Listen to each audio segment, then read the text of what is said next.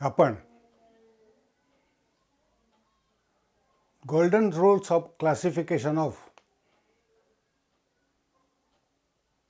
Debit and credit म्हणजेच accounts कंसात for traditional approach म्हणजे काल जे आपण पाहिलं ते ट्रॅडिशनल अकाउंटनुसार ट्रॅडिशनल अकाउंट पद्धतीनुसार क्लासिफिकेशन ऑफ अकाउंट्स कसं केलं जातं हे आपण पाहिलं. आता ते तुम्हाला परत सांगण्यापेक्षा अगोदर मी आजचं मॉडर्न अप्रोच काय आहे ते आणि ट्रेडिशनल अप्रोच काय आहे ते हे दोन्ही समजून सांगणार आहे. आता मॉडर्न अप्रोचमध्ये क्लासिफिकेशन ऑफ अकाउंट्स कसं होतं तर ते 5 भागामध्ये केलं जातं. आता 5 भाग म्हणजे कोणते? पहिला ॲसेट्स अकाउंट. आता ॲसेट्स अकाउंटमध्ये काय काय येतं हे आपण ट्रॅडिशनलमध्ये देखील पाहिलेलं आहे. तर त्याच्यामध्ये मशिनरी अकाउंट हे कशात मोडतं? ॲसेटमध्ये. बिल्डिंग ॲसेटमध्ये. गुडविल हे देखील ॲसेटमध्ये, पण हे अनटचेबल गुडविल म्हणजे हे जे आहे याला फिक्टिशियस ॲसेट म्हणतात.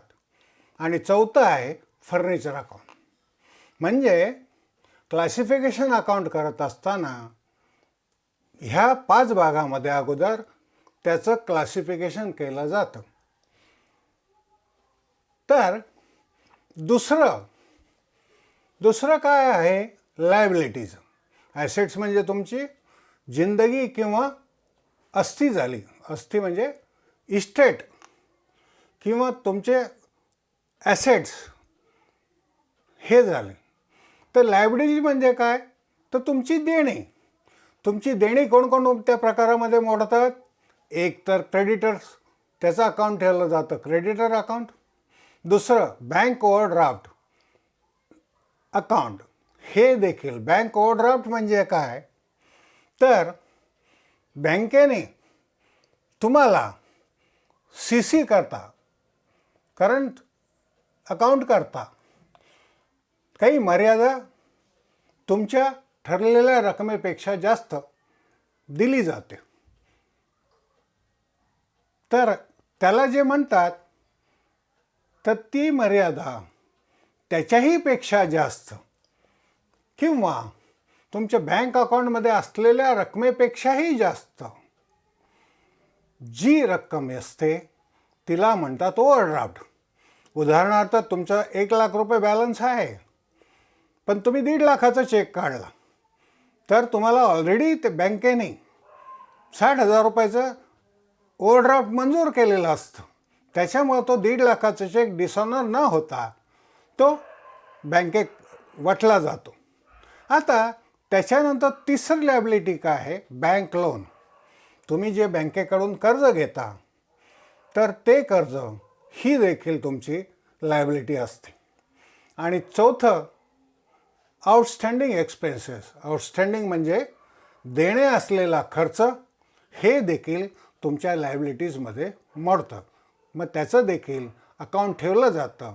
त्याप्रमाणे creditors account, bank overdraft account, bank loan account, outstanding expenses account अशा प्रकारे अकाउंट्समध्ये लायबिलिटीची विभागणी केली जाते. आता तिसरा प्रकार आहे कॅपिटल अकाउंट. आता कॅपिटल अकाउंटमध्ये आपण पाहिलेलं आहे कॅपिटल अकाउंट कशात मोडतं आपल्या ट्रॅडिशनल पद्धतीनुसार. तर ते तुमचं जे मोडतं कॅपिटल अकाउंट हे जे पर्सनलमध्ये मोडतं म्हणजे व्यक्ती किंवा व्यक्तीशी संदर्भित जे असतात म्हणजे संस्था. आता ह्याच्यामध्ये कॅपिटल अकाउंटमध्ये काय आहे की आदित्यने तुम्हाला कॅपिटल दिलं, मग ते तुमचं आदित्य कॅपिटल अकाउंटमध्ये त्याची नोंद होते. त्याचप्रमाणे गिरीशने कॅपिटल दिलं, त्याची नोंद देखील गिरीश कॅपिटल अकाउंटमध्ये होते. आता हे दोन्ही वैयक्तिक स्वरूपाचे आहेत. तर तिसरं मेसर्स हरिलाल ट्रेडर्स अकाउंट. आता हरिलाल ट्रेडर्स अकाउंट्स म्हणजे काय? ही एक फर्म आहे हरिलाल या नावाने. त्या फर्मच्या अकाउंटला कॅपिटल अकाउंट, त्यांनी जे फर्मसाठी दिलेलं असतं कॅपिटल अकाउंट, त्याची नोंद केली जाते. आणि चौथं आहे मेसर्स शर्मा ट्रेडर्स अकाउंट. हे देखील फर्म अकाउंट आहे. मेसर्स शर्मा ट्रेडर ही एक फर्म आहे आणि त्याचे जे कॅपिटल येतं, ती जी फर्म कॅपिटलमध्ये रक्कम गुंतवते किंवा त्या फर्ममध्ये ती जी व्यक्ती किंवा दुसरी व्यक्ती ह्या ज्या रकमा गुंतवतात त्याला म्हणायचं ट्रेडर्स अकाउंट. आणि हे चारही प्रकार म्हणजे 2 पर्सनल आणि 2 ऑर्गनायझेशनचे, तर हे चारही प्रकार कॅपिटल अकाउंटमध्ये मोडतात. आता चौथा प्रकार आहे रेव्हेन्यू अँड गेन्स. रेव्हेन्यू म्हणजे काय? तर तुमचं उत्पन्न. आणि गेन्स म्हणजे काय? तर मिळकत. उत्पन्न आणि गेन्स याचा अर्थ जवळजवळ सारखाच आहे. आता ह्याच्यामध्ये काय काय उत्पन्न तुम्हाला मिळतं तुम्हाला म्हणजे तुमच्या कंपनीला, तुमच्या फर्मला? तर पहिलं कमिशन रिसर्व्ड. आता तुम्ही जो व्यवहार करता त्या व्यवहारामध्ये तुम्हाला जे कमिशन मिळतं, तर ती कमिशनची नोंद, ते तुमचं इन्कम असल्यामुळं कमिशन अकाउंट म्हणून रेव्हेन्यू अँड गेन्स या अकाउंटमध्ये समाविष्ट होतं. आता दुसरं dividend account, dividend received account. आता डिव्हिडंड म्हणजे काय? की समजा तुम्ही कुठल्या तरी शेअर्समध्ये गुंतवणूक केलेली आहे किंवा कुठल्या तरी संस्थेचे शेअर्स खरेदी केलेले आहेत. जास्त करून व्यापारी लोक हे शेअर मार्केटमध्ये पैसे गुंतवतात. आणि त्याचप्रमाणे तुम्ही ज्या वेळेला तुमची रक्कम कुठल्या तरी फर्ममध्ये किंवा कंपनीमध्ये गुंतवतात, त्यावेळेला ती कंपनी किंवा फर्म तुम्हाला वर्षाच्या शेवटी होणाऱ्या नफ्याच्या प्रमाणात डिव्हिडंड देतं. आणि हे जे डिव्हिडंड आहे हे तुमचं इन्कम आहे किंवा रेव्हेन्यू आहे. त्याच्यानंतर तिसरा भाग रेंट रिसिव्ड अकाउंट. आता रेंट रिसिव्ड अकाउंट काय आहे? की तुम्ही एखादी इमारत भाड्याने दिलेली आहे, त्याचं जे भाडं तुम्हाला मिळतं ते तुमचं रेव्हेन्यू झाला. म्हणजेच रेंट रिसिव्ड अकाउंट हे या रेव्हेन्यू अँड गेन्समध्ये समाविष्ट केलं जातं. आता पाचवा आणि शेवटचा प्रकार आपण समजून घेऊया, एक्सपेन्सेस लॉसेस अकाउंट. आता एक्सपेन्सेस लॉसेस अकाउंट म्हणजे काय? तर तुम्ही जो खर्च करता किंवा तुम्ही व्यवहारामध्ये जो तुम्हाला नुकसान होतं त्याचा समावेश, त्या अकाउंटचा समावेश याच्या अंडर केला जातो. आता पहिलं आहे वेजेस अकाउंट. तुम्ही जी कामगारांना मजुरी देता, पगार देता, ते जातं वेजेस अकाउंटमध्ये. तो तुमचा एक्सपेन्स झाला. त्याच्यानंतर दुसरं आहे ऑडिट फीज. आता ऑडिट फी हे देखील तुमचा खर्च आहे, एक्सपेन्स आहे.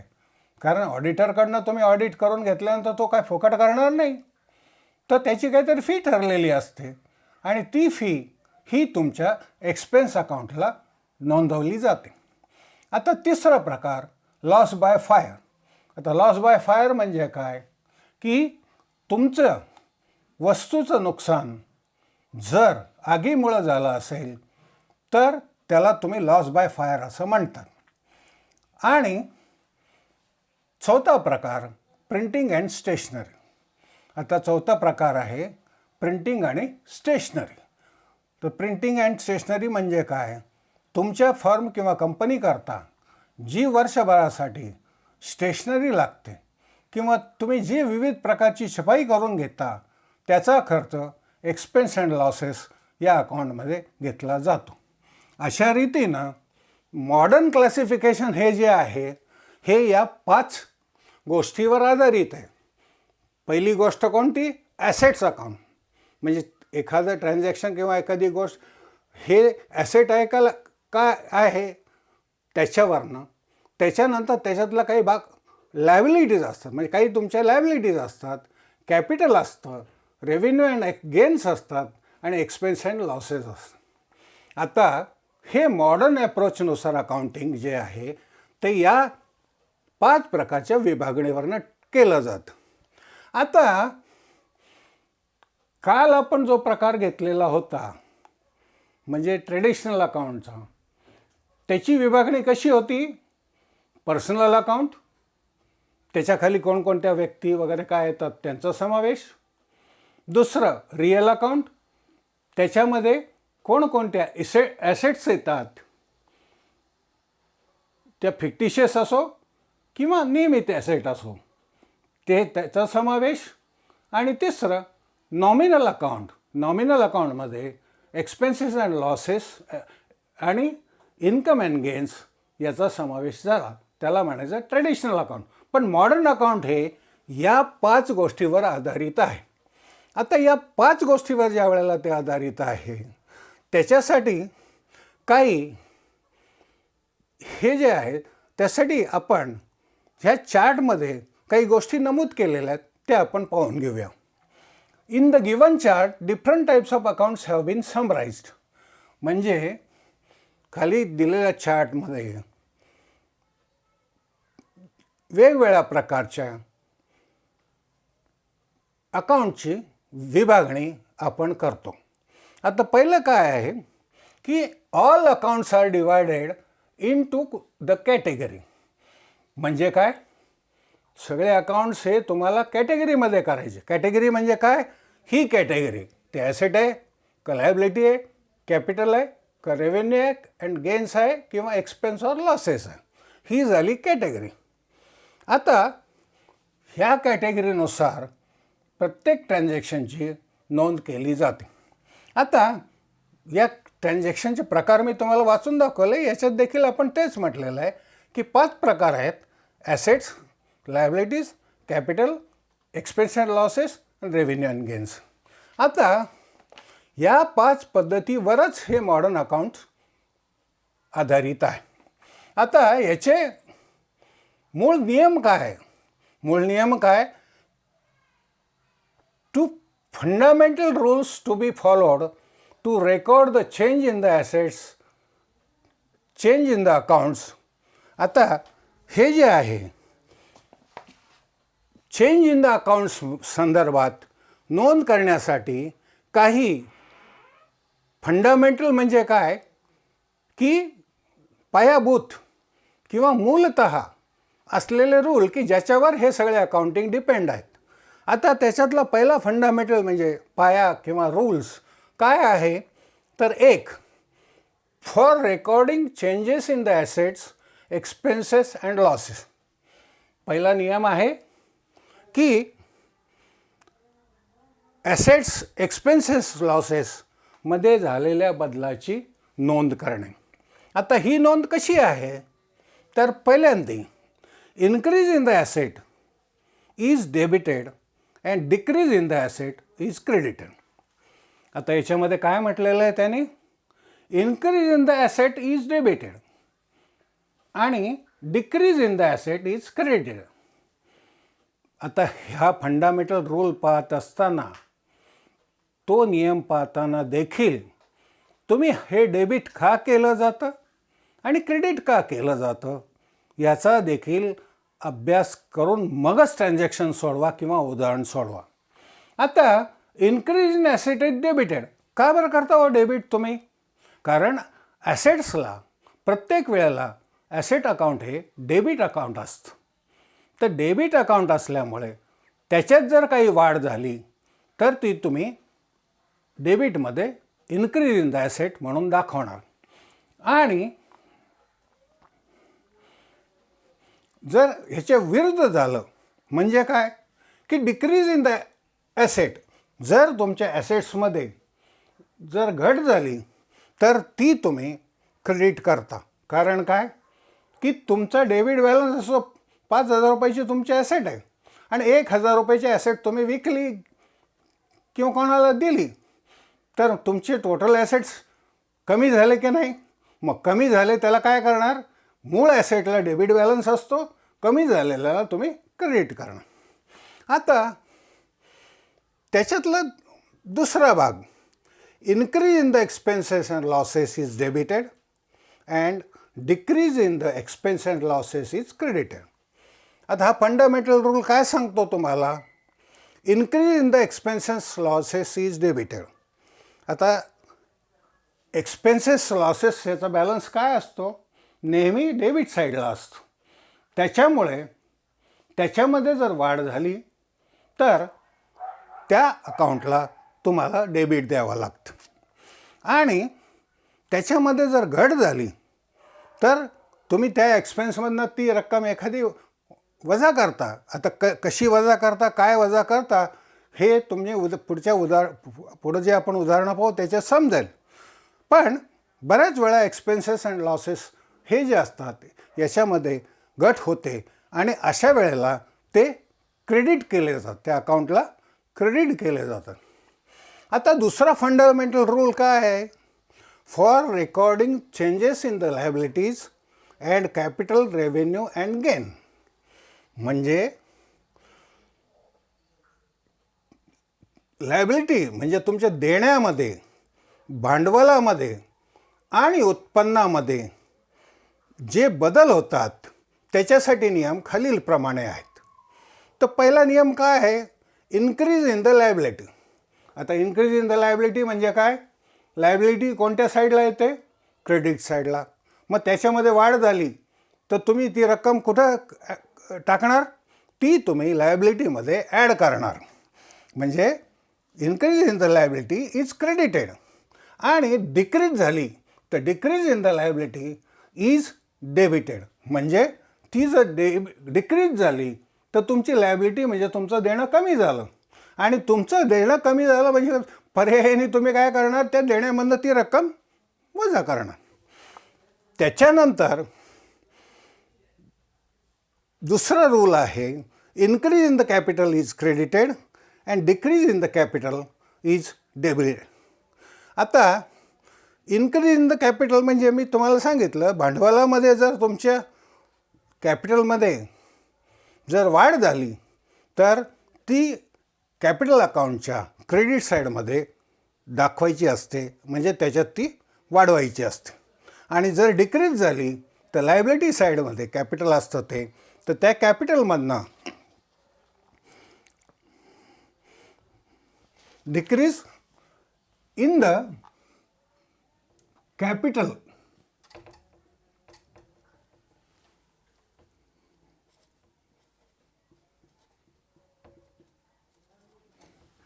Is debited. म्हणजे कॅपिटल जर कमी झालं तर ते तुम्ही कॅपिटलमधनं कमी करता. म्हणजे काय करता? त्याला तुम्ही डेबिट टाकता. आता तिसरा आणि शेवटचा फंडामेंटल रूल हा increase in the revenue and gains. म्हणजे तुमचे मिळकत किंवा उत्पन्नामध्ये झालेली वाढ याचा नेहमी असतो क्रेडिट बॅलन्स. त्याच्यामुळं इज क्रेडिटेड म्हणजे जी वाढ होते ती क्रेडिट साईडमध्ये दाखवायची किंवा त्याच्यामध्ये ॲड करायची. आणि याच्या विरुद्ध जर झालं, decrease in the revenue and gains is debited. जर रेव्हेन्यू अँड गेन्स हे तुमचे जर कमी झाले तर ते त्या उत्पन्नाच्या साईडला डेबिटला दाखवायचे. म्हणजे डेबिट त्या उत्पन्नामधनं ते कमी करायचे किंवा उत्पन्नाच्या अकाउंटला डेबिट दाखवायचे. अशा रीतीनं हे जे आहे हे मॉडर्न ॲप्रोचचे रूल आहेत. आता हे मॉडर्न ॲप्रोचचे रूल आणि ट्रॅडिशनल ॲप्रोचचे रूल याच्यामध्ये तुमची गफलत होण्याची शक्यता आहे. कारण याच्यामध्ये जे आपण उदाहरण उद्या सोडू त्या उदाहरणामध्ये तुम्हाला समजेल तिथे की हे काय नक्की फरक आहे. तर मूलतः फरक असा आहे की ट्रॅडिशनल अकाउंट हे 3 नियमावर आधारित आहे. एक पर्सनल, दुसरं रिअल आणि तिसरं नॉमिनल. आणि याच्या उलट मॉडर्न ॲप्रोच जो आहे तो या 5 वर्गीकरणामध्ये विभागलेलं आहे. तर ही गोष्ट तुम्ही अकाउंट सोडवत असताना लक्षात घेणं गरजेचं आहे. उदाहरण देत असताना एक वाक्य, छोटंसं वाक्य येतं की classify the accounts as per traditional approach किंवा ॲज पर मॉडर्न अप्रोच.